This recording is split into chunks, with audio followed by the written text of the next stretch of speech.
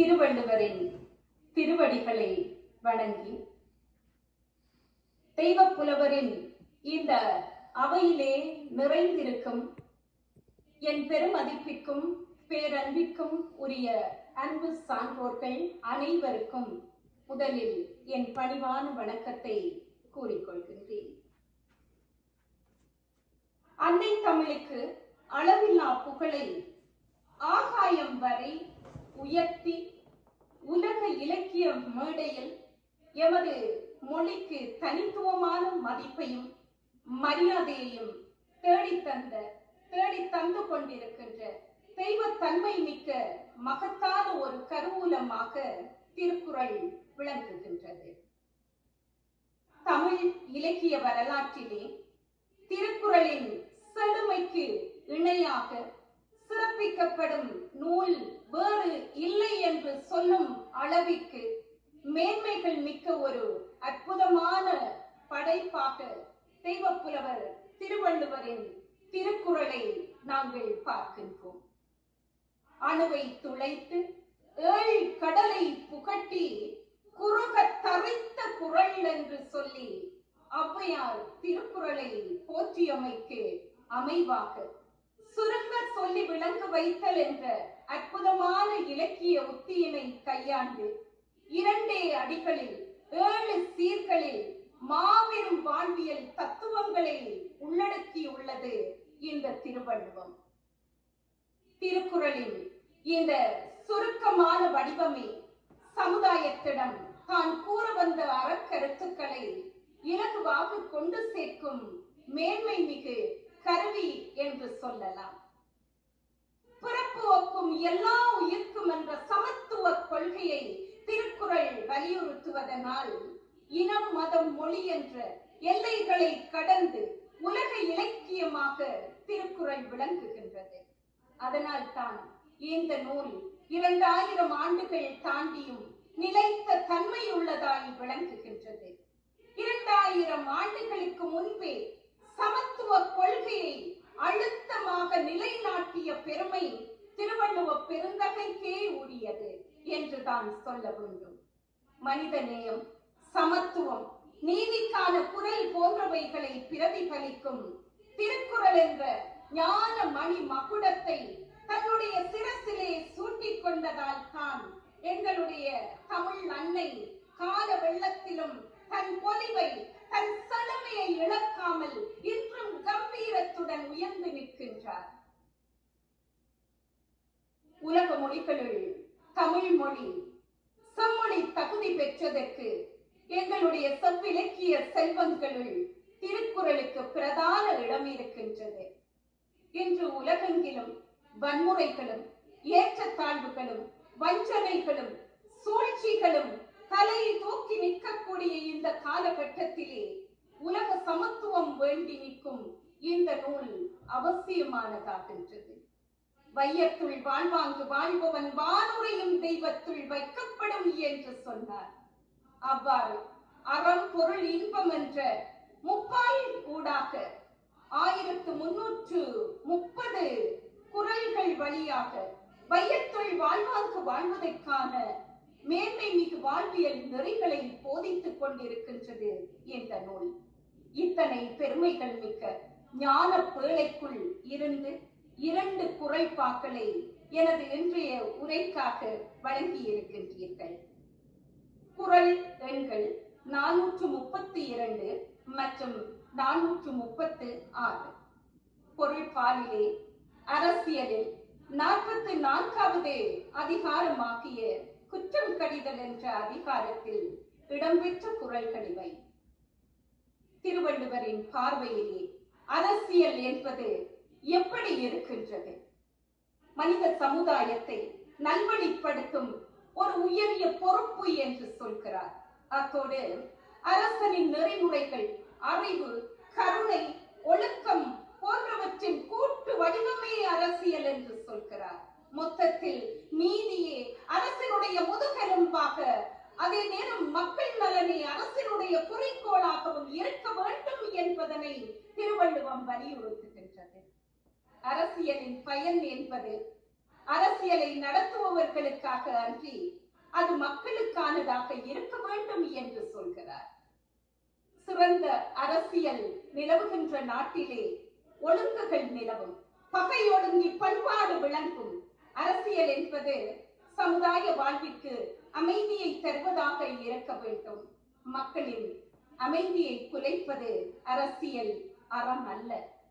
குடிமக்களின் நலன்களுக்கு முன்னுரிமை கொடுக்கும் நடுநிலையான சங்கோன்மை செலுத்தும் நல்லாட்சி தத்துவமே நல்ல அரசியல் என்று சொல்கின்றது திருவள்ளுவம். பொருட்பாலிலே அரசியல் பேசுகின்ற அதிகாரங்கள் பல இருக்கின்றன. அவங்களுக்கு தெரியும். இறை மாட்சி, செங்கோன்மை, கொடுங்கோன்மை, வெறுவந்த செய்யாமை, ஒற்றாடல், அதே நேரம் அமைச்சு, நாடு, அரண், குற்றம் கடிதல் என்று சொல்லிக் கொண்டே போகலாம். இவ்வாறு பல அதிகாரங்களை பொருட்பாலில் அரசியல், அங்கவியல், ஒளிவியல் போன்ற 3 இயல்களிலும் அரசியல் மற்றும் நிர்வாகம் சார்ந்த கருத்துக்களை நல்லறங்களையும் முன்வைத்திருக்கின்றார் தெய்வப்புலவர். இவற்றுள்ளே குற்றம் கடிதல் என்ற அதிகாரத்தில் திருவள்ளுவர் என்ன சொல்கின்றார்? குற்றம் கடிதல் என்றால் தவறுகளை நீக்குதல், விலக்குதல், தவறுகளை கண்டித்தல் என்று சொல்லலாம்.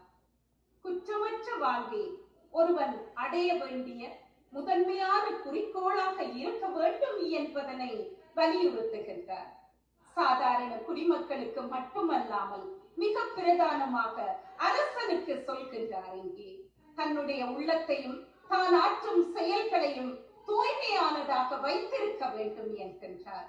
பிறர் குற்றங்களை திருத்துவதற்கு முன் தன்னுடைய குற்றங்களை முதலிலே கண்டறிந்து திருத்திக் கொள்ள வேண்டும். அதுவே உண்மையான பெருமை என்பதனை வலியுறுத்துகின்றது திருவள்ளுவம். அறத்தை மதித்து பழி பாவங்களுக்கு அஞ்சி சிறிய குற்றங்கள் கூட செய்யாமல் தவிப்பதன் முக்கியத்துவத்தை வலியுறுத்துகின்றது இந்த குற்றம் கடிதல் அதிகாரம்.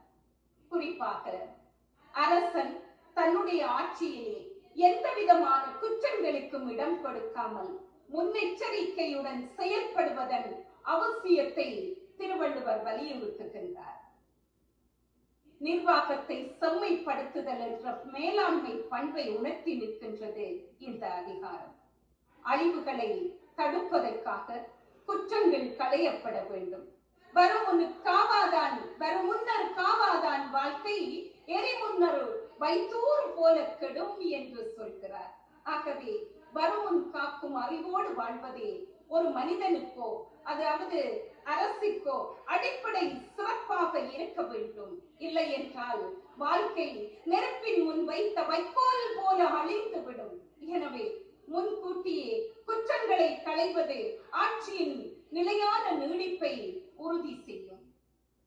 இந்த குற்றம் கடிதல் அதிகாரத்திலே அறிவை அழிக்கக்கூடிய மனக்குற்றங்களையும் சமுதாயத்தை பாதிக்கும் செயல் குற்றங்களையும் கூறியிருக்கின்றார். அதை நீங்க படித்திருக்கின்றீர்கள். ஆமா, இப்பொழுது எனது உரைக்காக வழங்கப்பட்ட 2 குறள்பாக்களுக்குள் செல்கின்றேன். இந்த குறள்பாக்கள் இறைக்கு என்ற பிரதான சொல்லை மையப்படுத்தியே எனக்கு வழங்கப்பட்டிருக்கின்றன. மகிமையான ஒரு சொல், தெய்வத்தன்மை மிக்க ஒரு சொல், அறம் நிறைந்த ஒரு சொல் இந்த இறை என்ற சொல். அதை பற்றி ஏற்கனவே பேசியிருந்தீர்கள். 432வது குறள்பா ஐயன் வள்ளுவனார் தந்த குறள்பா. இவரலும் மாண்பு இறந்த மானமும் மானா உவகையும் ஏதம் இறைக்கு என்று சொல்கிறார். இவரலும் மாண்பு இறந்த மானமும் மானா உவகையும் ஏதம் இறைக்கு. அடுத்த குறள்பா 436வது குறள்பா. தன் குற்றம் நீக்கி பிறர் குற்றம் காண்கில் பின் என் குற்றமாகும் இறைக்கு என்ற ஒரு கேள்வியோடு அந்த குறள்பா இருக்கின்றது. இந்த 2 குறள்பாக்களின் மைய புள்ளியாக ஒரு தலைமைத்துவத்தின் ஆன்மாவாக விளங்கும் சொல்லான இறைக்கு என்ற சொல் இருக்கின்றது. இறை என்றால் என்ன? இறை என்ற சொல்லுக்கு பல பொருள்கள் உண்டு என்பதனை குறிப்பிட்டிருந்தீர்கள். ஆமாம், அதிலே குறிப்பாக கடவுள், அரசன், தலைவன், வரி போன்ற சொற்களை குறிப்பாக சொல்லிக் கொள்ளலாம். இந்த இரண்டு குறள்களிலும் கையாளப்பட்டுள்ள இறை என்ற சொல் ஆள்பவனை குறிக்கின்றது. இந்த குறள் பாக்களிலே சாதாரணமாக அரசன் அல்லது மன்னன் என்று சொல்லாமல் இறைக்கு என்ற சொல்லை ஒரு நாட்டை ஆள்பவனுக்கு எதற்காக பயன்படுத்தி இருக்கின்றார் திருவள்ளுவர்? ஒரு அரசனுக்கு கடவுளுக்கான இறை என்ற உயர் அடைமொழியை ஏன் திருவள்ளுவம் கொடுத்திருக்கின்றது? இங்கே அதிகாரத்தினுடைய புனித தன்மையை காட்டுகின்றார் திருவள்ளுவர். சாதாரண மனிதர்களை காட்டிலும் ஒரு அரசன் உன்னதமானவனாக தெய்வத்தன்மை மிக்கவனாக இருக்க வேண்டும் என்பதனால் இறைக்கு என்ற சொல்லை அவர் பயன்படுத்தி இருக்கின்றார். கடவுள் போற்றுதலுக்கு உரியவர், தூய்மையே வடிவானவர், கடவுள் ஒரு நீதிமான். ஆகவே கடவுளை போலவே நாட்டை மக்களை ஆளுகின்றவனும் இருக்க வேண்டும் என்பதனை விரும்புகின்றார் திருவள்ளுவர்.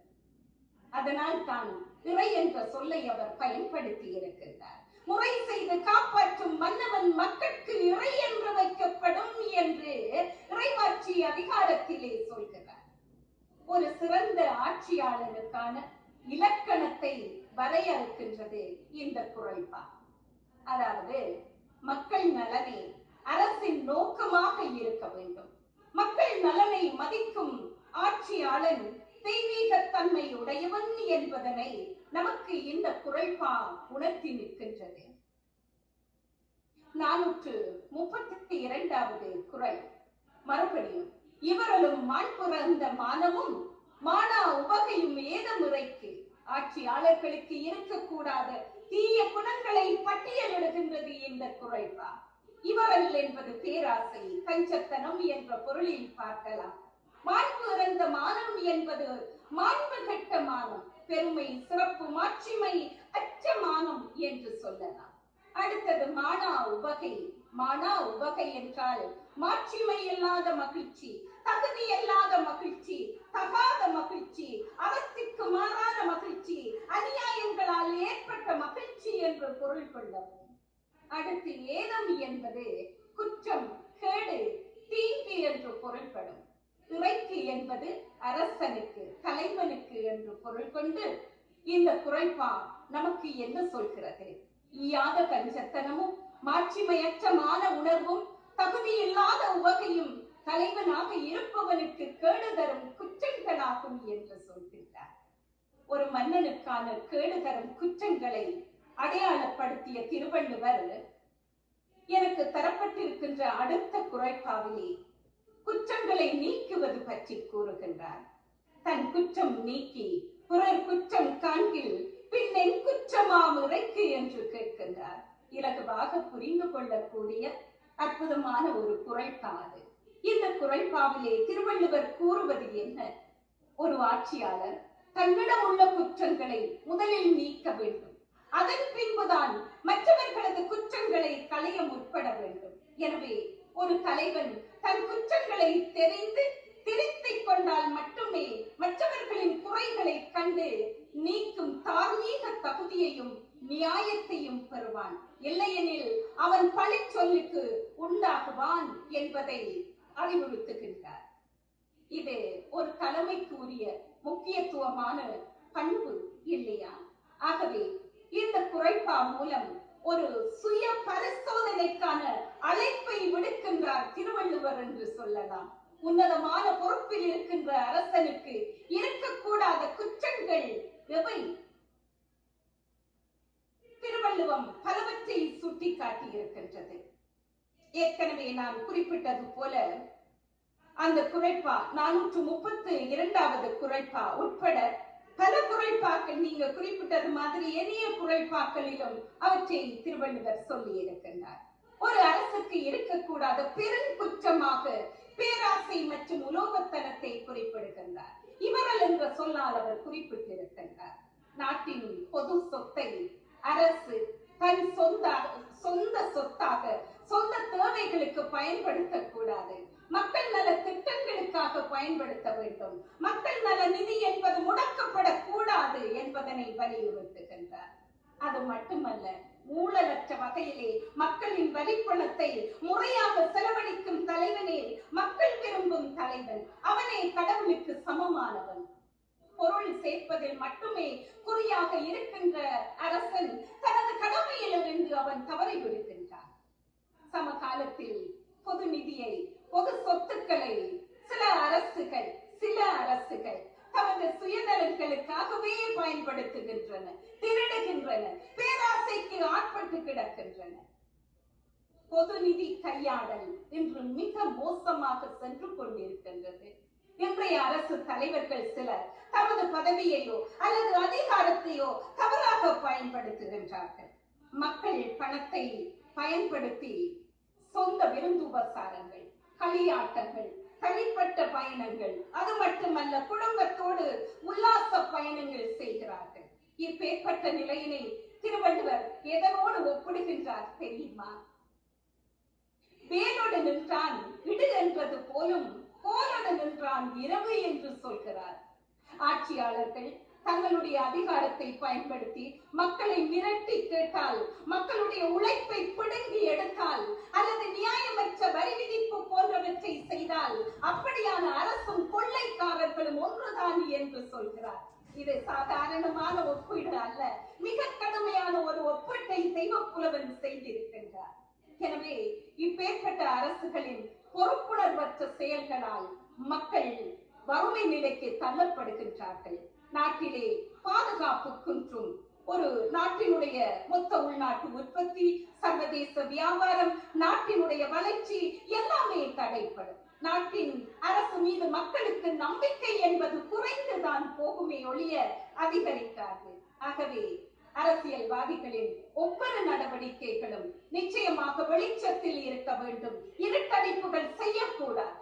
பொறுப்பு கூறலும் வெளிப்படை தன்மையும் மிக மிக முக்கியமானவை என்பதனை திருவள்ளுவம் எங்களுக்கு வலியுறுத்தி வைக்கின்றது. ஒரு அரசு தலைமை முதலில் தான் விதித்த விதிகளை தான் கடைபிடிக்க வேண்டும். ஆட்சியாளர்கள் எப்பொழுதும் முன்மாதிரியாக இருக்க வேண்டும். அப்படி இருந்தால்தான் தன் கீழ் உள்ளவர்கள் அல்லது எதிர்கட்சியினர்களையோ கண்டிக்க முடியும், தண்டிக்க முடியும், சுட்டி காட்ட முடியும். அரசு நிறுவனங்கள் நீதியற்ற முறையிலே நடந்து கொண்டு ஏனைய அமைப்புகளை திருத்துவது எப்படி? இதனால் தான் திருவள்ளுவர் 436வது குறட்பாவிலே கேட்கிறார், தன் குற்றம் நீக்கி புற குற்றம் காண்கில் பின் என் குற்றமா முறைக்கு என்று கேட்கிறார். ஆகவே இவர்கள் என்ற பேராசை மக்களின் நம்பிக்கையை கொல்லக்கூடிய நச்சு என்று சொல்லலாம். சட்டம் மற்றும் நிதி அமைப்புகளில் உள்ள துளைகளை அடைத்து ஊழல்களுக்கெல்லாம் இடமளிக்காமல் நிதி ஆதாரங்களில் பொறுப்பாட்டின் தூய்மையை பேண வேண்டும் என்பதனை சொல்கின்றது திருவள்ளுவர். 2000 ஆண்டுகளுக்கு முன்னர் எழுதப்பட்ட குறள்களாக இவை இருந்தாலும் எக்காலத்திற்கும் பொருத்தமாய் எழுதியிருக்கின்றார். அதுதான் திருவள்ளுவத்தினுடைய மேன்மை. ஒரு தூர நோக்கு சிந்தனையோடு இந்த குறள் பாக்கள் ஒவ்வொன்றும் படைக்கப்பட்டிருக்கின்றன. ஒரு அரசனுக்கு இருக்கக்கூடாத மிகப்பெரிய அடுத்த குற்றமாக திருவள்ளுவர் எதனை கூறுகின்றார்? மாண்பு இறந்த மானத்தை கூறுகின்றார். ஒருவித பிடிவாதம், நாட்டின் நலனுக்காக மன்னிக்க வேண்டும்,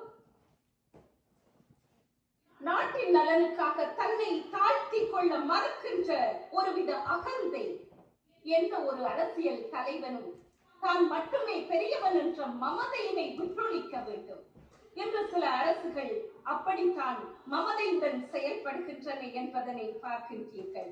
நான் என்ற அகந்தையை நீக்கினால் தான் உண்மையான மக்கள் தொண்டு செய்ய முடியும். நல்ல அறிவுரைகள், நியாயமான விமர்சனங்களை கேட்க மறுக்கின்ற அந்த நிருமாப்பினை திருவள்ளுவம் கண்டித்து நிற்கின்றது. மாண்புறந்த மானம் கொண்ட தலைவன் அகங்காரத்தினால் தான் எடுக்கின்ற தவறான முடிவுகளால் நாட்டை வீழ்ச்சி பாதைக்கு கொண்டு சென்று விடுவான். எனவே அகங்காரத்தை அடக்கி ஜனநாயகத்தை மதித்தால் மாத்திரமே நாடு முன்னேறும் என்பதனை திருவள்ளுவர் நமக்கு உணர்த்துகின்றது. எனவே நான் சொல்வதை சட்டம் என்ற மாண்புறந்த மானம் அரசுக்கு மிகவும் ஏதம், மிக குற்றமானது என்று சொல்கிறார். அன்று முடியாட்சி இருந்தது, இன்று ஜனநாயக ஆட்சி, மக்களால் மக்களுக்காக மக்கள் நடத்துகின்ற ஆட்சி முறை. ஆகவே நீங்கள் மக்களால் தேர்ந்தெடுக்கப்படுகின்றீர்கள். எனவே நிபுணர்களோ, எதிர்கட்சிகளோ, ஊடகங்களோ, சிவில் சமூகத்தினரோ முன்வைக்கின்ற நியாயமான விமர்சனங்களுக்கும் ஆலோசனைகளுக்கும் செவிசாயுங்கள். ஆணவம் கொண்டால் நாடு சறுக்கலுக்கு உள்ளாகும் என்று அறிவுரைக்கின்றது திருவள்ளுவம். இந்த இடத்தில் மற்றும் ஒரு குறள் ஞாபகத்துக்கு வருகின்றது. செவி கைப்ப சொல் பொறுக்கும் பண்புடை வேந்தன். செவி கைப்ப சொல் பொறுக்கும் பண்புடை வேந்தன். இறைமாட்சி அதிகாரத்திலே இடம்பெற்ற குறள்பா. செவிகளில் விழுகின்ற கசப்பான சொற்களையும் பொறுமையோடு கேட்கக்கூடிய பண்புடை வேந்தனின் வெண்கொற்ற குடையின் கீழ்தான் மக்கள் அமைதியாக வாழ்வார்கள். ஆகவே மான் பிறந்த மானத்தை தவித்துக் கொள்வதே அரசுக்கு எப்பொழுதும் சிறப்பு. எனவே ஒரு தலைவன் மக்கள் அல்லது எதிர்கட்சியினர் எழுப்புகின்ற நியாயமான விமர்சனங்களை காது கொடுத்து கேட்கும் தன்னடக்கம், அந்த தன்னடக்கம் ஒரு ஆட்சியாளருக்கு இறைத்தன்மையை உயர்த்தக்கூடியது. அதை திருவள்ளுவம் மிக அற்புதமாக, மிக ஆழமாக சொல்லி நிற்கின்றது. அடுத்ததாக திருவள்ளுவம் கேட்கின்றது, நாட்டிலே பணவீக்கம், நாட்டிலே பொருளாதாரம் மிக தேக்கமான நிலையிலே இருக்கின்றது. மக்கள் பசியால் வாடுகின்றார்கள். தங்கள் அடிப்படை தேவைகளை கூட பூர்த்தி செய்ய முடியாமல் மக்கள் திண்டாடுகின்றார்கள். அரசுகளே, ஆட்சியாளர்களே, நீங்கள் மானா உவகை கொள்வது சரிதானா என்று கேட்கிறார். இது உங்களுக்கு மிக பெரிய குற்றமாச்சுதே என்று சொல்லி கண்டிக்கின்றார். மானா உவகை என்ற தகாத மகிழ்ச்சி, பொறுப்புணர்வற்ற எல்லை கடந்த ஒரு ஆரவாரமான மகிழ்ச்சி, அறமற்ற வழியில் வருகின்ற அந்த மகிழ்ச்சி, இழி செயல்களால் வருகின்ற ஒரு அபரிமிதமான மகிழ்ச்சி, இவையெல்லாம் ஒரு அரசின் அறச்சார்பை அற்றுப்போக செய்யக்கூடியவை, நிர்வாக சீர்கேடுகளுக்கு காரணமானவை. ஒரு அரசின் பொறுப்பற்ற தகுதியில்லாத மகிழ்ச்சியானது எப்பொழுதும் நாட்டிற்கு அபாயகரமானது. தனது நாட்டிலே மக்களுக்கு உண்மையில் என்ன தேவைகள் இருக்கின்றன, இளைய சமூகத்தை எப்படி நேரிய வழியிலே கட்டி எழுப்ப வேண்டும், அதற்கு எப்பேற்பட்ட நெறிமுறைகளை, செயல் திட்டங்களை செய்ய வேண்டும் என்பவைகளை கண்டு அறிந்து அரசு செயலாற்ற வேண்டும். நாட்டிலே அரசு மது போதை பழக்கத்தை கண்டித்து இளைஞர்களை கட்டுப்படுத்த வேண்டும், நல்வழிப்படுத்த வேண்டும். அதுதான் ஒரு சிறந்த நிர்வாகத்தின் அடிப்படை. ஆனால் இக்காலத்தில் சில நாடுகளிலே என்ன நடக்கின்றது? மது விற்பனை மிகப்பெரியதொரு பொருளாதார ஆதாரமாக அரசுக்கு இருக்கின்றது இல்லையா? இது அரசானது தனது அற பொறுப்பில் இருந்து விலகுவதனை காட்டி நிற்கின்றது. இளைஞர்களின் நல்வாழ்வினை விட பல இடங்களிலே இன்று பொருளாதார லாபமே முன்னிலைப்படுத்தப்படுகின்றது. கண்டிப்பதை தவிர்த்துவிட்டு கஞ்சா வணிகத்தை ஊக்கப்படுத்தினால் அது மிகப்பெரிய நெறிமுறை முறைப்பாடாக இருக்கும் இல்லையா? திருவள்ளுவர் சமூகத்தை நோக்கி கேட்கிறார். என்றாள் முகத்தையும் இன்னாதல் என்மற்று சான்றோர் முகத்து களி என்று சொல்கிறார். பெற்ற தாய் கூட விரும்ப மாட்டார். பெற்ற தாய் கூட விரும்பாத மது மயக்கத்தை சமூகம், சான்றோர்கள் ஒருபோதும் ஏற்றுக்கொள்ள மாட்டார்கள். கண்ணுண்ணாமை அதிகாரத்திலே சொல்கிறார் இதனை. ஆகவே ஆட்சியாளர்கள் பொறுப்புணர்வோடு செயல்பட வேண்டும். பொறுப்புணர்வற்ற எந்த உவகையும் மானா உவகையில் பாற்பட்டதே. நாட்டின் உண்மையான நிலைப்பாட்டை புறக்கணித்து விட்டு ஆடம்பரமும் அனாவசியமானதுமான மேம்போக்கான வெற்றிகளை கொண்டாடுவதும் ஒரு நாட்டின் பொருளாதாரத்தையும் அதே நேரம் மிக குறிப்பாக எங்களுடைய கலாச்சாரத்தையும் வெகுவாக பாதிக்கும். ஒரு அரசினுடைய பொறுப்பற்ற தன்மையானது தவறான முதலீடுகளாக வெளிப்படுகின்றன. அத்தியாவசிய துறைகளாக இருக்கின்ற கல்வி, சுகாதாரம் போன்றவற்றினை அவற்றிலே முதலீடுகளை எல்லாம் குறைத்து நாட்டை சீர்குலைக்கின்ற செயல்பாடுகளை ஊக்குவிக்கும் செயல்பாடுகள் அரசின் மாபெரும் குற்றங்களாக திருவள்ளுவம் கண்டிக்கின்றது. அரசுகளின் பொறுப்பற்ற நிதி நடவடிக்கைகளால் மக்கள் அதிகமான வரிச்சுமைகளுக்கு ஆளாக நேரிடலாம். இவையெல்லாம் மக்களினுடைய நுகர்வை தடுத்து பொருளாதாரத்தை ஒரு மந்தகதியான நிலைக்கு தள்ளலாம். அத்தோடு அந்த நாடும் கடலிலே மூழ்கி கையறு நிலைக்கு சென்றுவிடும் என்பதனை பல நாடுகளில் கூடாக பார்க்கின்றோம் இல்லையா? இப்படியான அரசினுடைய பொறுப்பற்ற செயற்பாடுகளால் அடுத்த தலைமுறையின் தலையின் மீது சுமைகள் சுமத்தப்படுகின்றன, சுமைகள் ஏற்றப்படுகின்றன. ஆகவே மக்களுக்கு துன்பத்தை ஏற்படுத்தாமல் அரசு ஆட்சி செலுத்த வேண்டும். இல்லை என்றால் மக்களுடைய கண்ணீரானது சும்மா விடாது.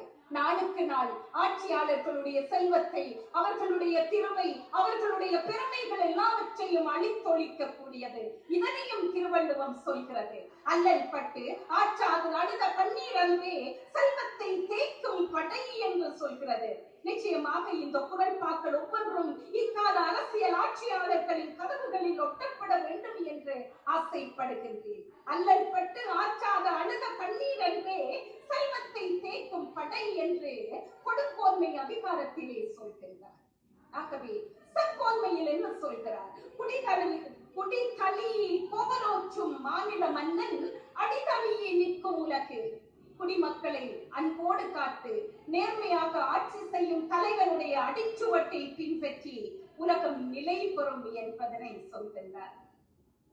ஆட்சியாளர்களுடைய இறைத்தன்மை குறித்து திருவள்ளுவம் கூறியவற்றை பேசும் இந்த இடத்திலே ஐம்பெரும் காப்பியங்களுள் முதன்மை காப்பியமான சிலப்பதிகாரம் கூறுகின்ற பாண்டிய மன்னன் நெடுஞ்செழியனின் கதை ஞாபகத்துக்கு வருகின்றது. உங்களுக்கு தெரியும் அந்த கதை. அரசியல் பிழைத்தோர்க்கு அறவே கூற்றுவன் என்பதனை இந்த காப்பியம் நமக்கு வலியுறுத்தி நிற்கின்றது. ஆரிய படை கடந்த நெடுஞ்செழியன் கோவலன் கள்வன் என்று தவறுதலாக கருதி மரண தண்டனை அளித்தான். கண்ணகி தனக்கு சிலம்பை உடைத்து வழக்குரைத்த போது தன் பிள்ளையை உணர்ந்து கொள்கிறான். என்ன சொல்கிறான்? பொன் செய்யும் கொல்லன் சொல்லை கேட்டு தீர்ப்பு வழங்கிய யானோ அரசன் என்று நொந்து கொள்கிறான். யானோ திருடன் மன்பதை காக்கும் தென்புலம் காவல் என் முதல் பிழைத்தது கடுகையின் ஆயுள் என்று அரியணையில் இருந்து வீழ்ந்து உயிர் துறக்கிறான். கூடவே கோப்பெரும் தேவியும் உயிர் துறக்கின்றார். ஆகவே ஆட்சியாளர்கள் நீதி தவறினால் அவர்கள் அழிந்து போவார்கள். அங்கே அறமே கூற்றுவனாகும் என்பதனை இளங்கோவடிகள் எமது சமூகத்திற்கு முன்வைத்திருக்கின்றார். உண்மையில் ஒரு மன்னன் நீதி வலுவாமல் ஆட்சி செய்தால் இயற்கையே அவனுக்கு சாதகமாக செயல்படும். ஒரு அரசனின் செங்கோன்மைக்கும் இயற்கையினுடைய செழிப்பிற்கும் இடையே மிகப்பெரிய தெய்வீக தொடர்பு உண்டு என்பதனை எங்களுடைய அற இலக்கியங்கள் கூறி நிற்கின்றன. கண்டிப்பாக அவை சொன்ன அருந்தமிழ் வாசகம் ஒன்று: பரப்புயர நீருயரும், நீருயர நெல்லுயரும், நெல்லுயர குடியுயரும், குடியுயர கோனுயர்வான். மன்னன் நீதி தவறாமல் செங்கோல் செலுத்துவானாக இருந்தால் பஞ்சமும் ஏற்படாது, நாடும் செழிக்கும். இந்த இடத்தில் மோசிகீரனார் எழுதிய புறநானூற்று செய்யுள் 186வது செய்யுளினை குறிப்பிட விரும்புகின்றேன். நெல்லும் உயிரன்றே, நீரும் உயிரன்றே, மன்னன் உயிர்த்தே மலைதலை உலகம், அதனால் யான் உயிர் என்பது அறிகை, வேல்மிகு தானே வேந்தற்கு கடனே என்று சொல்கின்றார். வேற்படை கொண்ட மன்னன் தானே தன் குடிமக்களின் உயிர் என்பதை உணர்ந்து தன் உயிரை எவ்வளவுக்கு பாதுகாக்கின்றானோ அவ்வளவுக்கு தன்னுடைய மக்களினுடைய நலத்தையும் பாதுகாப்பையும் அவன் உறுதி செய்ய வேண்டும். அதுவே அவனுடைய தலையாய கடமை என்று சொல்கின்றது எங்களுடைய அற்புதமான வீர காவியம் புறநானூறு. ஆகவே நாட்டில் எத்தனை வளங்கள் கொட்டி கிடந்தாலும் அறவழியில் நின்று சிறப்பாக ஆட்சி செலுத்தும் மன்னன் இல்லை என்றால் எந்த பயனும் இல்லை. இதனை திருவள்ளுவம் மிக அற்புதமாக சொல்கிறது.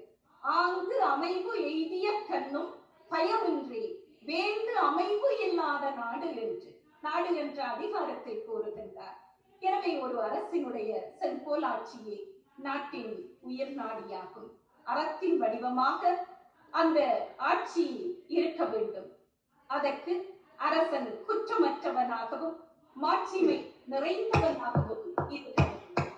எனவே ஒரு ஆட்சியாளன் முதலில் தன்னுடைய குற்றங்கள், தன் நிர்வாகத்தில் உள்ள தவறுகள், தன் தனிப்பட்ட வாழ்க்கையில் உள்ள பிழைகள் ஆகியவற்றை கடிந்து நீக்கிக் கொள்ள வேண்டும். மற்றவர்களை ஆள முன்னர் தன்னை ஆள கற்றுக்கொள்ள வேண்டும். ஆட்சியாளர்கள் மக்களுக்கு எப்பொழுதும் முன்மாதிரியாக இருக்க வேண்டும். அப்போதுதான் ஆட்சியாளர்கள் இறையாக மதிக்கப்படுவார்கள். இன்றைய உலகின் சவால்களை நாங்கள் எதிர்கொள்ள இந்த குறைபாக்கள் காட்டும் அறங்களை நாங்கள் கற்றுக்கொள்ள வேண்டும். இந்த குற்றங்களை எல்லாம் களைந்து நீதி நிலைநாட்டும் இறைமை பண்பு கொண்ட தலைமைத்துவம் நமக்கு பெரிதும் தேவையாக இருக்கின்றது. அந்த தலைமைத்துவம் நம்முடைய வீடுகளிலும் வேலை தலங்களிலும் நாடுகளிலும் மலர நாம் ஒவ்வொருவரும் உறுதி பூண்போம் என்று கூறி எனது இந்த உரையை நிறைவு செய்கின்றேன். இந்த மகத்தான வாய்ப்பை எனக்கு வழங்கிய உலக திருக்குறள் சமுதாய மையத்தின் தோற்றுவிப்பாளரும் ஆசானும் அரச விருதாளரும் என் பெருமைக்கும் பெருமதிப்பிற்கும் உரிய திருக்குறள் தூதர் மாண்புறு முனைவர் சக்கரவர்த்தி ஐயா அவர்களுக்கும், திருக்குறள் தூதர் முனைவர் ஞானபீட விருதாளர் பெருமதிப்பிற்குரிய இந்த அமைப்பினுடைய தலைவராகவும் இருக்கக்கூடிய கவி மாமணி குமரிச்செழியன் ஐயா அவர்களுக்கும், திருக்குறள் தூதர் சே மாதன் ஐயா அவர்களுக்கும், முனைவர் விஜயலட்சுமி அம்மா அவர்களுக்கும், திருக்குறள் அரசு விருதாளர் திருக்குறள் செல்வர் கீர்த்தி அவர்களுக்கும், அனைத்து இந்திய தமிழ் எழுத்தாளர் சங்கத்தின் தலைவர் திருக்குறள் அரசு விருதாளர் பேராசிரியர் கோ பெரியண்ணன் அவர்களுக்கும், திருக்குறள் தூதர் முனைவர் புஷ்பா கிறிஸ்டி அம்மா அவர்களுக்கும், திருக்குறள் தூதர் பேராசிரியர் பாக்கியலட்சுமி வேலம்மாள் அவர்களுக்கும், திருக்குறள் அரசு விருதாளர் அக்னி பேபி அவர்களுக்கும், மேலும் இந்த அற்புதமான தெய்வ புலவரின் அவையிலே நிறைந்திருக்கக்கூடிய அத்தனை அன்பு சான்றோர்களுக்கும் என் மனமார்ந்த நன்றியினை தெரிவித்துக் கொண்டு விடைபெறுகின்றேன். உங்கள் அனைவரும் முன்னிலையிலும் உரை நிகழ்த்தியது எனக்கான ஒரு பெரும் பேராக தெய்வ புலவர் என்னை அழைத்து வந்ததற்கு அவர் திருவடிகளையும் தொழுது விடைபெறுகின்றேன். நன்றி, வணக்கம். வாழ்க தமிழ், வாழ்க திருவள்ளுவர். உண்மையிலேயே நாங்கள் உணர்ச்சி பெருக்கிலே திளைத்து விட்டோம். அந்த அளவுக்கு உங்களுடைய உரை மிகச் சிறப்பாக இருந்தது.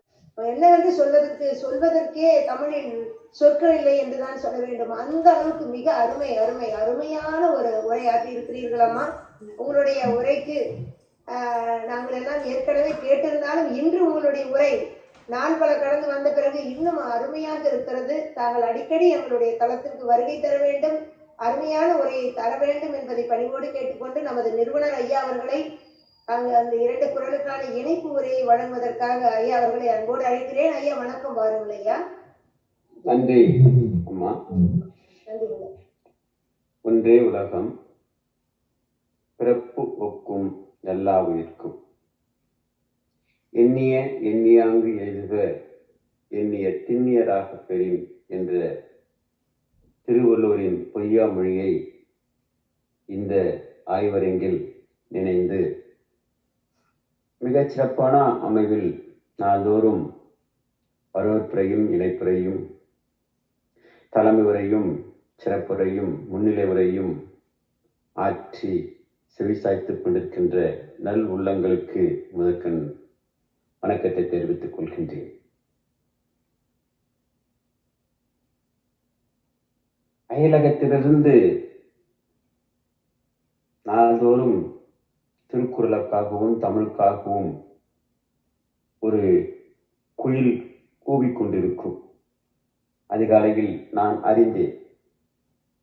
அந்த குயிலின் ஓசையின் ஈர்ப்பால் அம்மையார்கள் புஷ்பா கிறிஸ்டி அவர்களோடு நான் தொடர்பு கொண்டு என்னோடு இணைந்தார்கள். அந்த இணைப்பின் வழி கிடைத்ததுதான் ஒரு நைட்டிங்கேல் பறவை. இந்த நைட்டிங்கேல் பறவையினுடைய ஒலிப்பு இன்று மிக சிறப்பான அமைவில் மிக ஆற்றலோடு ஒரு ஆய்வுக்கட்டுரை எந்த அமைவில் செல்ல வேண்டும் என்ற நெறிமுறையில் மிக அழகாக சென்றார்கள்.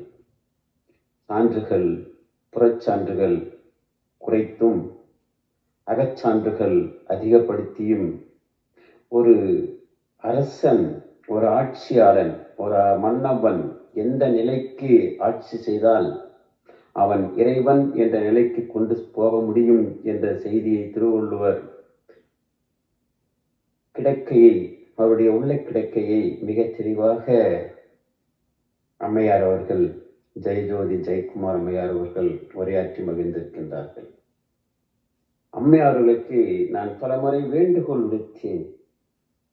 மாதத்தில் ஒரு நாளாவது தாங்கள் வருகை தந்து உரையாற்றுங்கள், உங்களுடைய உரையை நூலாக்கம் செய்யுங்கள். உங்களுக்கு பின்னாளில் இருக்கின்ற அலமறையில் இருக்கின்ற நூல்களைப் போல் அந்த நூலிலும் தங்களுடைய நூலும் இடம்பெற வேண்டும் என்ற ஒரு எழுச்சி உணர்வோடு நீங்கள் வருகை தந்து உரையாற்றும்படி கேட்டுக்கொள்கின்றேன்.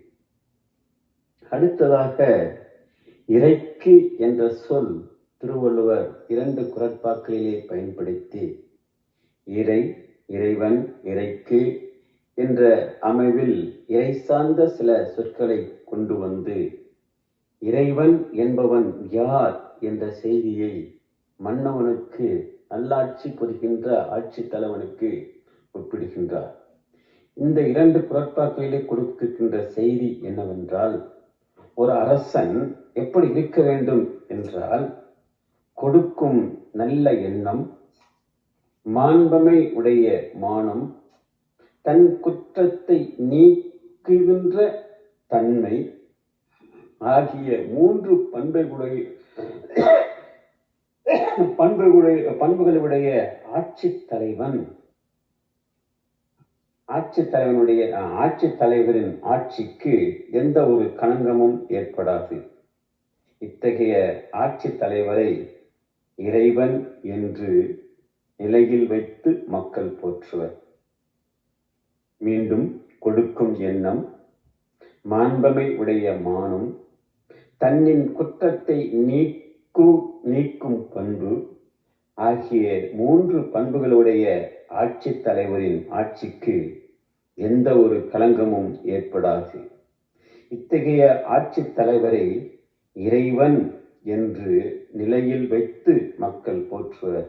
வாய்ப்பளித்தமைக்கு நன்றி கூறி விடைபெறுகிறேன். நன்றி, வணக்கம். அம்மாவினுடைய தேனினும் இனிய குரலில் திருக்குறளுக்கு ஆய்வுரை அம்மா வழங்கிய விதம் மிக மிக அற்புதமாக இருந்தது. நாங்கள் அனைவரும் ஒரு நேரம் சென்றதே தெரியவில்லை. அந்த விதத்தில் அது நல்லா மூழ்கிவிட்டோம் அம்மா. மிகவும் சிறப்பாக இருந்தது. நன்றி, வாழ்த்துக்கள். சிறப்பு. ஐயாவின் இணைப்புரையும் மிக அருமையாக இருந்தது ஐயா. வாழ்த்துக்கள் வழங்குகின்றோம். அடுத்ததாக பின்னூட்டம் வழங்க முதலில் ஜானகி அம்மா அவர்களை அன்புடன் அழைக்கிறேன். நன்றி நன்றி ஐயா, மிக்க நன்றி ஐயா. உங்களை அனைவரையும் சந்தித்ததில் அப்படி ஒரு மகிழ்ச்சி.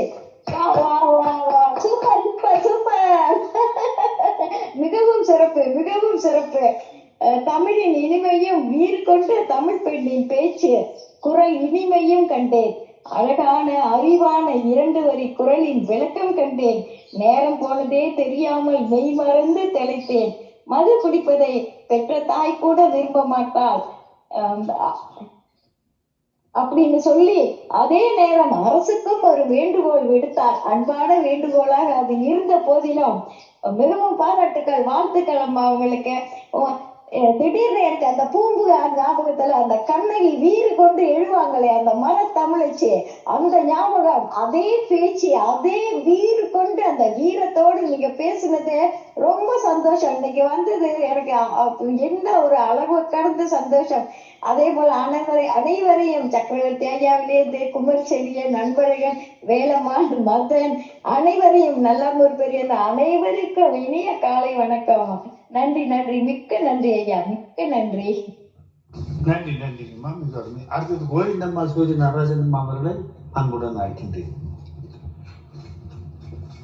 இணைப்பில் இருக்கக்கூடிய அனைவருக்கும் என்னுடைய காலை நேரத்து வணக்கம், வாழ்த்துதல்கள். இன்று அயலகத்தில் இருந்து வந்து ஈர்ப்பு சொல் ஆய்வு கட்டுரை வழங்கி இருக்கக்கூடிய அன்பிற்கும் பெருமதிப்பிற்கும் உரிய சிவஜோதி ஜெயக்குமார் அம்மா அவர்களுக்கு என்னுடைய தனிப்பட்ட வாழ்த்துதல்களை தெரிவித்துக் கொள்கிறேன். அவர்கள் உலக திருக்குறள் சமுதாய மையத்தின் சார்பிலே ஒரு நாள் நடந்த அற்புதமான ஒரு நிகழ்வாகிய காமத்துப்பால் ஆய்வு அரங்கம் தொடர் அரங்கத்திலே 293 மணி நேரம் பன்னாட்டு மகளிர் பங்கு கொண்டு நிகழ்த்திய அந்த உலகத்தின் முதல் காமத்துப்பால் ஆய்வரங்கிலே பங்கு கொண்டு அற்புதமான உரையாற்றியவர்கள் என்ற அளவிலே நினைவு கூர்ந்து அது குறைவாக்கியது மட்டுமல்லாமல் அந்த அரங்கம் சிறப்புறுவதற்கு உறுதுணையாகவும் பக்கபலமாகவும் விளங்கினார்கள் என்ற அளவிலும் அவர்களை நான் இங்கே வாழ்த்த கடமைப்பட்டிருக்கிறேன். அந்த வகையிலே நான் இந்த அரங்கத்திலே இணைந்திருப்பது அந்த அம்மையாரை வாழ்த்துதலுக்காகவே முக்கியமாக என்ற என்னுடைய மனம் மகிழ்ச்சியையும் நினைவு கூறுதலையும் வாழ்த்துதல்களையும் இங்கே பதிவு செய்வதோடு இன்றைய அவர்களுடைய ஆய்வுரை எடுத்துக்கொண்டால் இறைக்கு என்ற சொல்லை ஈர்ப்பு சொல்லாக கொண்டு 2 திருக்குறள்களை அடிப்படையாக வைத்துக் கொண்டு அவர்கள் ஆற்றிய அந்த உரை அரசியல் முழுவதையும் தழுவியதாக திருவள்ளுவரின் 25 அதிகாரங்களை பறந்து விரிந்திருக்கக்கூடிய அரசியல் சார்ந்த செய்திகளை ஒருங்கிணைத்து ஒரு சாரமாக கொடுத்தது போல் அமைந்திருந்தது. 2 குறளை அவர் எடுத்தாலும் 25 அதிகாரங்களின் சாரத்தையும் அவர் இங்கே பிரிவாக வழங்கியது மிக சிறப்பான ஒரு சொற்பொழிவாளரின் தரத்தை காட்டக்கூடியதாக இருந்தது. வானொலி அறிவிப்பாளராகவும் அதே சமயத்திலே திருக்குறள் பரப்புனராகவும் திருவள்ளுவர் பெயரிலே ஒரு தமிழ் பாடசாலையை நடத்தி உலக அரங்கிலே தமிழை முன்னோக்கி எடுத்து சொல்லக்கூடிய ஒரு முதன்மையான பரப்புனராகவும் விளங்கக்கூடிய அந்த அம்மையாரின் தமிழ் தொண்டு பாராட்ட தகுந்தது. இந்த அரங்கத்திலே வந்து அவர்கள் ஆக்கிய இந்த சொற்பொழிவு விமர்சனத்திற்கு அப்பாற்பட்டதாக, ஏதும் குறை சொல்வதற்கு இடமில்லாததாக மிகச்சிறப்பானதொரு ஆய்வுரையாக அமைந்திருந்தது என்ற அளவிலே தன்னுடைய குற்றத்தை நீக்க வேண்டும் என்று 432வது குறளிலே தன் தூய்மை ஆட்சித்தலைவனுடைய தன் தூய்மையை குறிப்பிட்டார். பிறகு அந்த 436வது குறட்பாவிலே தன் குற்றம் நீக்கி தன்னிடத்திலே உண்டாகக்கூடிய குற்றங்கள் என்ன என்ன என்பதை முன்னால் கூறிவிட்டு அந்த குற்றங்கள் நிகழாமல் இருந்தால்தான் அவன் பிறருடைய குற்றத்தை காண முடியும். நன்றி நன்றி டாக்டர் புஷ்பா கிருஷ்டி அம்மா அவர்களை பின்னோட்டமாக அன்போடு கேட்டேன். அனைவருக்கும் வணக்கம். இன்றைய நாளில் குமரிச்செல்வன் ஐயா மற்றும் அல்லாம கோப்பெரியன் ஐயா, வேலம்மாளம்மா இவர்களோடு சேர்ந்து ஜெயக்குமார் அவர்களும் அருமையான உரையாற்றி இருக்கிறார்கள். அனைவருக்கும் வாழ்த்துக்கள். அருமையான அந்த சொல்லுக்கு ஏற்ற குரல்களை எடுத்து வந்து அவர் இங்கே ஒப்பேற்றிருக்கிறார். வாழ்த்துக்கலாமா.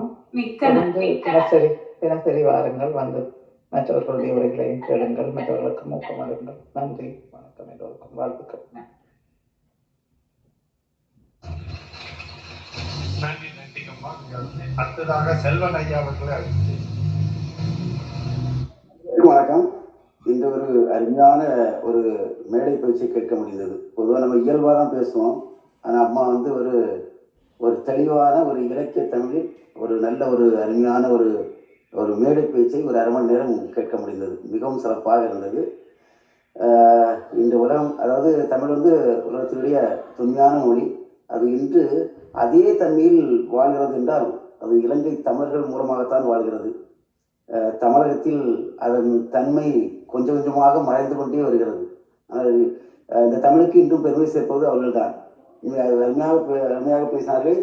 இன்று ஆட்சி நடக்கக்கூடிய குற்றங்களை எல்லாம் ஒரு பெரிய பட்டியலே இட்டார்கள்.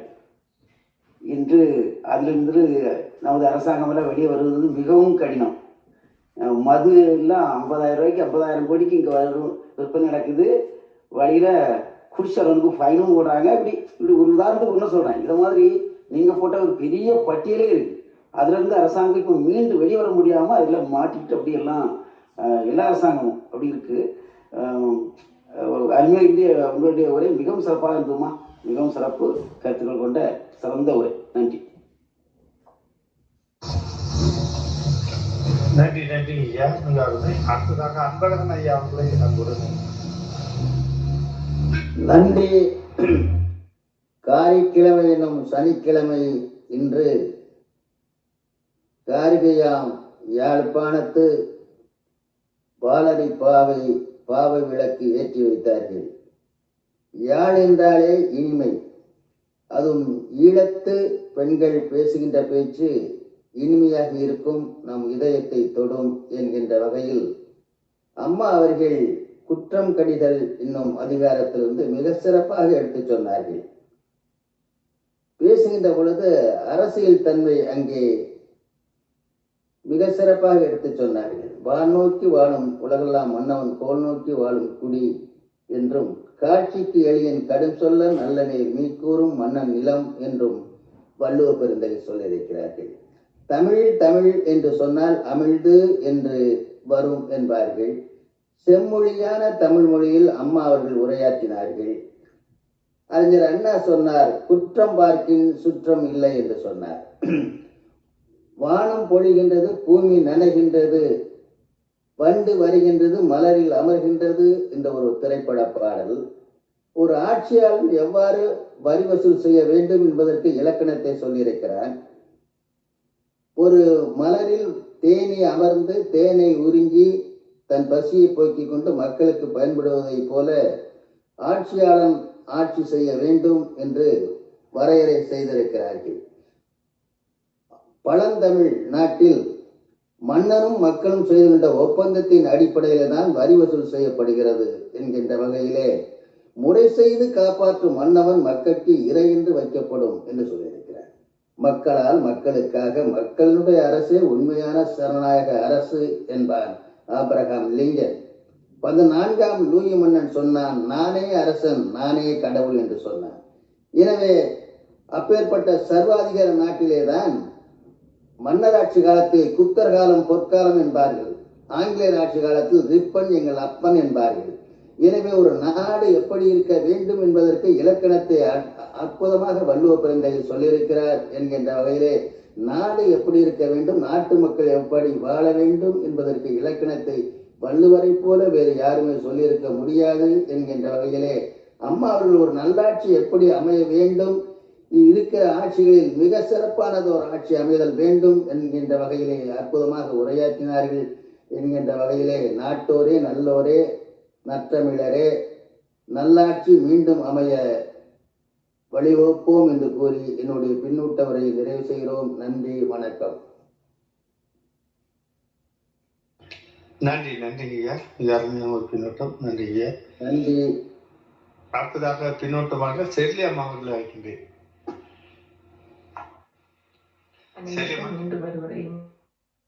வணக்கம். என்று அம்மா அவர்களின் உரை மிக மிக மிக சிறப்பாக இருந்தது. அம்மா அவர்களின் குரல் அப்படி அனைவரையும் கட்டி போடும் குரல். அந்த சுண்டிகளுக்கும் குரலை நிறைய நாளைக்கு பிறகு மீண்டும் அந்த குரலை கேட்டது மிக மிக மனதிற்கு மகிழ்ச்சியாக இருந்ததம்மா. அம்மா அடிக்கடி இந்த தளத்தில் பயணித்து உங்கள் குரலால் அனைவரையும் மீண்டும் கட்டி போட வேண்டும் என்று கேட்கிறேன் அம்மா. மிக மிக சிறப்பு. நாட்டு அவலங்களை அப்படியே குரலோடு குரலின் வழியை எடுத்துரைத்தது மிக மிக சிறப்பு. அம்மா அவர்களுக்கு என்னுடைய மனமார்ந்த வாழ்த்துகள். நன்றி நன்றி அம்மா. அடுத்தது அக்னி அனந்தாரி ஐயா. வணக்கம். வந்திருக்கும் அன்பர்கள் அனைவருக்கும் எனது வணக்கத்தையும் நன்றியையும் தெரிவித்துக் கொள்கிறேன். எனக்கு இந்த சந்தர்ப்பத்தை கொடுத்த நிர்வாகிகளுக்கு எனது நன்றியை தெரிவித்துக் கொண்டு இன்றைக்கு ஆய்வுரையாளராக அயலக உரையாளராக சிவஜோதி அம்மையார் அவர்கள் அருமையான உரையாற்றினார்கள். அவர்களது உரை இளமையான உரத்த குரல் நன்று, சொல்லாட்சி நன்று, தெளிவான புரிதான உரை நன்று நன்று. வாழ்த்துக்கள். அரசரின் ஆட்சியாளரின் மேலாண்மை தன்மையை 2 குரல்கள் மூலமாக வள்ளுவனார் அருமையாக கூறியுள்ளார்கள் என்ற உரையை அவர்கள் தந்தார்கள். முறை செய்து காப்பாற்றும் மன்னவன் மக்களுக்கு இறை என்று வைக்கப்படும். 388வது குரலில் எவ்வளவு அருமையான குரல். நேர்மையான வாய்மையான ஒழுக்கமான அரசாட்சியை ஓர் அரசன் தந்தால் அவனை இறைவனாக வழிபடுவார்கள் அந்த நாட்டு மக்கள். அதுபோல் இப்பொழுது நடக்கின்றதா என்பது ஐயமாகத்தான் உள்ளது. மது விற்பனையை பொருளாதார ஆதாரமாக கொண்டு ஒரு நாடு வாழ வேண்டுமா? கேள்விக்குறி. அரசியல் நாளுக்கு அறமே கூற்றம் என்று சிலப்பதிகாரம் கூறுகிறதை இங்கு நாம் ஈண்டு கவனிக்கத்தக்கது. பன்னாட்டு திருக்குறள் அரங்கத்தில் காமத்துப்பால் உரையை அருமையாக கொடுத்ததாக கூறினார்கள். எனக்கு அதற்கு கேட்பதற்கு வாய்ப்பு கிடைக்காமைக்கு நான் மிகவும் வருந்துகிறேன். இருந்தாலும் இளமையான குரலுக்கு சொந்தக்காரனான அந்த அம்மையார் அவர்கள் திரும்பவும் அடிக்கடி வந்து இந்த திருக்குறள் உலக சமுதாய மையத்தில் உரையாற்றுமாறு எனது தாழ்மையான உங்களுடைய குரலை கேட்க நான் விரும்புகிறேன். திரும்பவும் வந்து வாரத்தில் ஒரு நாளாக நீங்கள் கண்டிப்பாக வந்து உரையாற்ற வேண்டும் என்று எல்லா அன்பர்கள் சார்பாக வேண்டிக் கொண்டு எனது சிறிய பின்னோட்டத்தை நிறைவு செய்கிறேன். வணக்கம். நன்றி. அது ஜெயக்குமார் ஐயா தாங்கள் ஏதாச்சும் கருத்து கூறுகிறீர்கள் ஐயா? ஜெயக்குமார் ஐயா.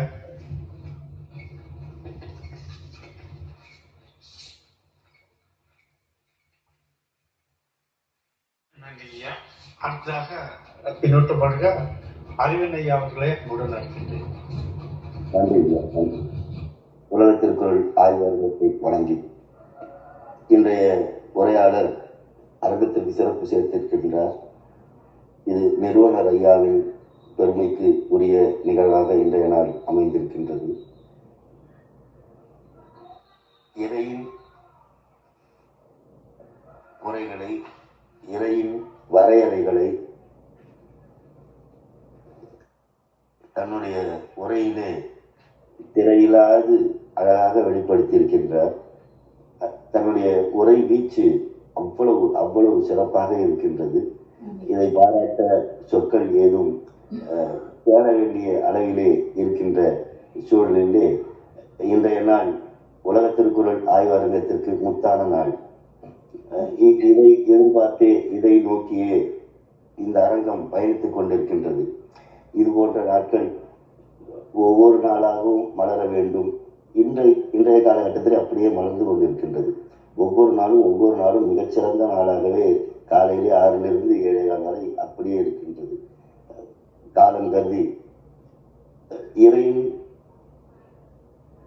இறைவன் குறையிலா ஆட்சியை செய்யும் பொழுது இயற்கை அவனோடு ஒத்திசைந்து பயணிக்கும் என்ற வரி மிக முத்தாய்ப்பான வரி.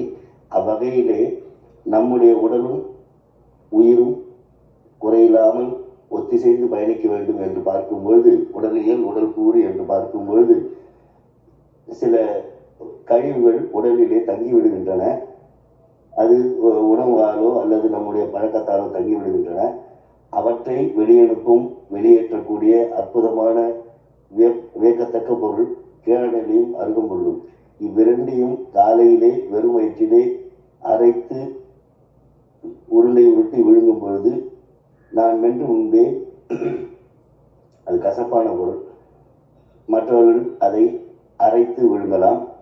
ஒரு 3 மாதத்திலிருந்து 6 திங்கள் வரை அதை அவ்வாறு மேற்கொள்ளும் போது, காலையிலே வெறும் வயிற்றிலே மேற்கொள்ளும் போது உடலிலே இருக்கக்கூடிய ஒட்டுமொத்த குறைபாடுகளும் உடலிலிருந்து கழன்று ஓடிவிடும். அதற்கு பிறகு உடல் தெளிவாக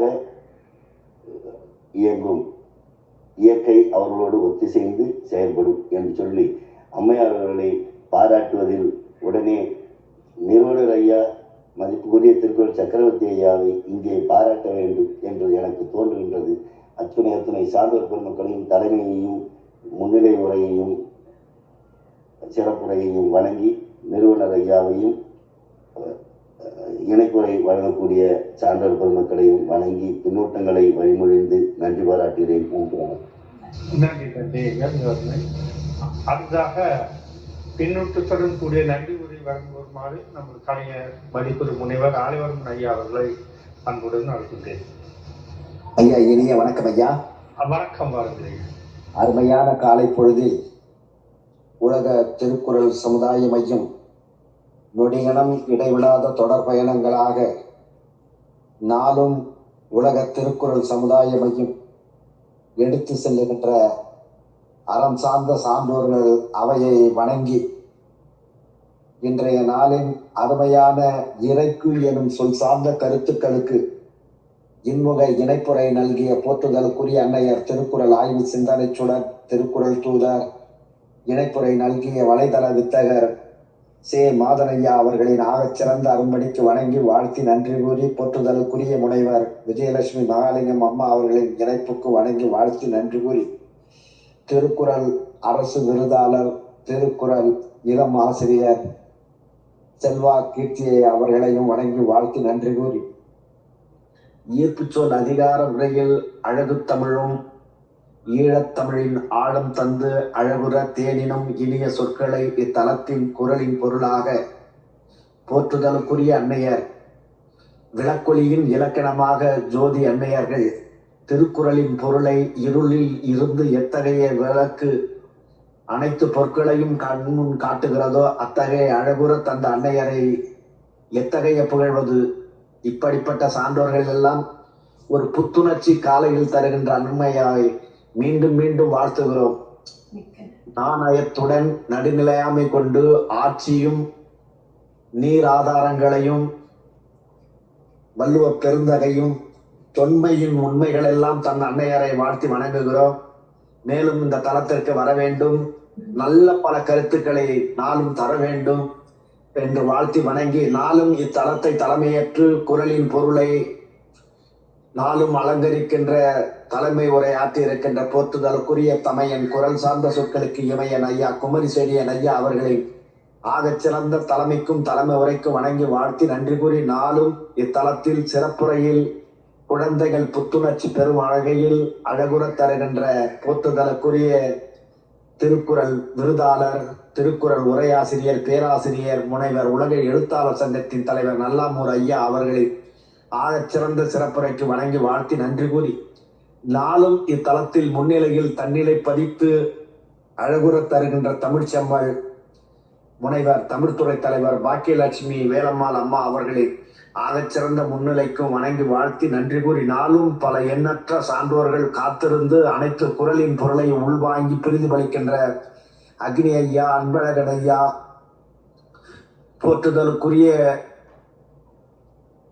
சான்றோர் செல்லி பிர்சில்லா அம்மா சித்த மருந்தின் தத்துவத்தை தருகின்ற அறிவின் பிடி தீர்ப்பான் ஐயா போன்ற சான்றோர்கள் அனைவரையும் வாழ்த்தி இன்றைய நாளில் காலையில் கண்விழித்ததும் ஒரு புத்துணர்ச்சியை புகட்டிய போற்றுதலுக்குரிய அன்னையர்களையும் அனைவரையும் வணங்கி பொன்னம்மாள் அம்மா ஜானகி அம்மா அத்தனை புஷ்பகிருஷ்டி அம்மா போன்ற சான்றோர்களை வணங்கி இன்றைய நாள் இறைக்கு எனும் சொல் சார்ந்த கருத்துக்கு இறையர்களோடு அழகுற தந்த அத்தனை சான்றோர்களையும் மீண்டும் வணங்கி வாழ்த்தி நன்றி கூறி இன்றைய நாளில் செவிக்கு விருந்தாக சிந்தனைக்கு மருந்தாக அமைந்ததை மீண்டும் வாழ்த்தி வணங்கி இடம் சாருகிறேன். நன்றி ஐயா, வணக்கம்.